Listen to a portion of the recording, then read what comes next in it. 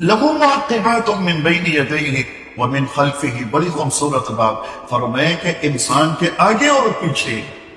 اللہ تعالیٰ کی طرف سے فرشتے مقرر ہیں، یحفظونہ بامر اللہ، اور وہ فرشتے اللہ تعالیٰ کے حکم سے اس بندے کی حفاظت کرتے ہیں۔ ان اللہ لا یغیر ما بقوم حتی یغیروا ما بانفسہم، حدیث پاک میں آتا ہے کہ ہر انسان کے اوپر اللہ تعالیٰ نے فرشتوں کی ایک چھوٹی سی جماعت مقرر کی ہوئی ہے۔ دو جماعتیں، ایک جماعت صبح سے لے کر شام تک اس بندے کی حفاظت کرتی ہے،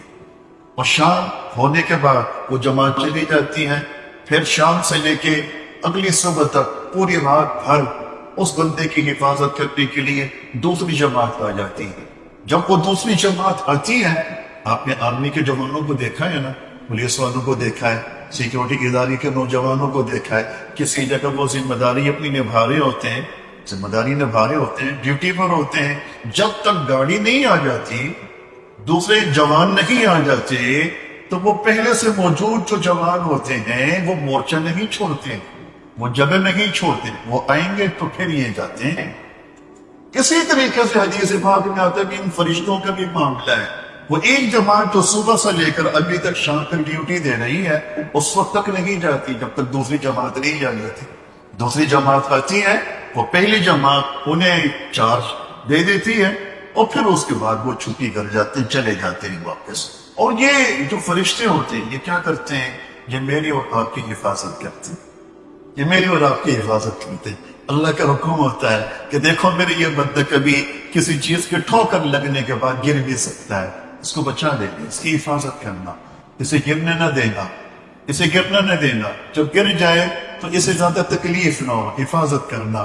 ہمارے تایا تھے مولانا علی مزمان صاحب رحمہ اللہ، وہ فرمایا کرتے تھے، ان سے کسی نے پوچھا کہ یہ بچے ہیں، چھوٹے معصوم بچے، چند ماہ کے، ایک سال کا بچہ، 1.5 سال کا بچہ کھیل رہا ہوتا ہے، کود رہا ہوتا ہے، کبھی سوفے سے گر رہا ہے، کبھی چارپائی سے گر رہا ہے، کبھی کسی اور چیز سے گر رہا ہے، انہیں کوئی چوٹ ہی نہیں لگتی۔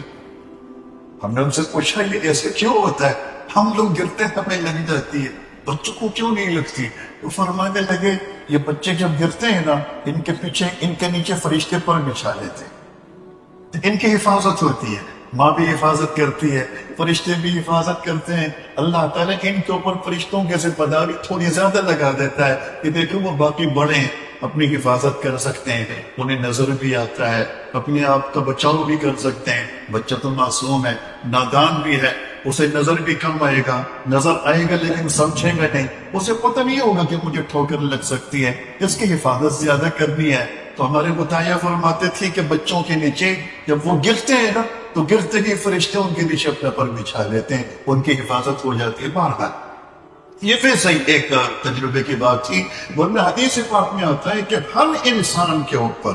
پروردگار کی طرف سے فرشتوں کی جماعت مقرر ہوتی ہے، اور اس فرشتے کی جماعت کا کام یہ ہوتا ہے میری حفاظت کرنا، آپ کی حفاظت کرنا۔ ہم پیدل چل رہے ہو وہ فرشتے اللہ کے حکم سے ہماری حفاظت کرتے ہیں، ہم گاڑی ڈرائیو کر رہے ہیں وہ فرشتے اللہ کے حکم سے ہماری حفاظت کرتے ہیں، ہم کاروبار کر رہے ہیں، کمپیوٹر چلا رہے ہیں، موبائل چلا رہے ہیں، فرشتے وہاں بھی ہمیں نقصان سے بچاتے ہیں، اللہ کے حکم سے ہماری حفاظت کرتے ہیں۔ وہ ایک اور حدیث میں آتا ہے نا کہ انسان صبح سویرے جب اپنے گھر سے نکلتا ہے تو اگر وہ اچھے جذبات لے کر نکلتا ہے، اچھی نیت کے ساتھ نکلتا ہے کہ مجھے بھی فائدہ ہو اور میری ذات سے باقی لوگوں کو بھی فائدہ ہو، تو اللہ کے رسول صلی اللہ علیہ وسلم فرماتے ہیں فرشتوں کی ایک جماعت ہوتی ہے، اور وہ جیسے ہی مشت دروازے سے باہر نکلتا ہے تو وہ فرشتے اپنی چھتری کے نیچے اسے لے لیتے ہیں، اور پھر جہاں اس کو مشکل پیش آتی ہے اس کی مدد بھی کرتے ہیں، اس کا سہارا بنتے ہیں۔ لیکن فرماتے ہیں اللہ کے رسول اگر کوئی برے جذبات لے کر نکلتا ہے، نیک نیتی کے ساتھ نہیں نکلتا، لوگوں کو تکلیف دینے کی غرض سے نکلتا ہے، تو پھر کیا ہوتا ہے؟ جب وہ باہر نکلتا ہے نا تو فرشتے، تو شیاطین اپنی چھتری کے نیچے اس کو لے لیتے ہیں، تو پھر جہاں وہ کسی کا نقصان کرنا چاہتا ہے، اگر اس سے وہ نقصان نہیں ہونا ہوتا تو شیاطین اس کی مدد کرتے ہیں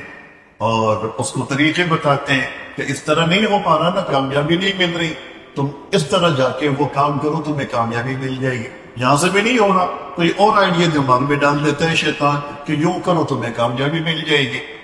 تو یہ اللہ تعالیٰ کی طرف سے انعام ہوتا ہے، لیکن اس وقت تک جب تک ہم نیک نیت ہوں، جب تک ہمارے ارادے اچھے ہوں، جب تک ہمارے جذبات اچھے ہوں۔ اسی وجہ سے اللہ تعالیٰ فرما رہے ہیں ان اللہ لا یغیر ما بقوم حتی یغیروا ما بانفسہم، جب تک لوگ اپنے آپ کو خود نہیں بدلنا چاہتے، پروردگار فرما رہے ہیں کہ ہمارا نظام ایسا ہے، ہمارا طریقہ ایسا ہے کہ ہم بھی پھر اس قوم کو بدلنا نہیں چاہتے، ہم بھی ان لوگوں کو بدلنا نہیں چاہتے۔ میرے دوستوں، خود کو بدلنے کی ضرورت ہے۔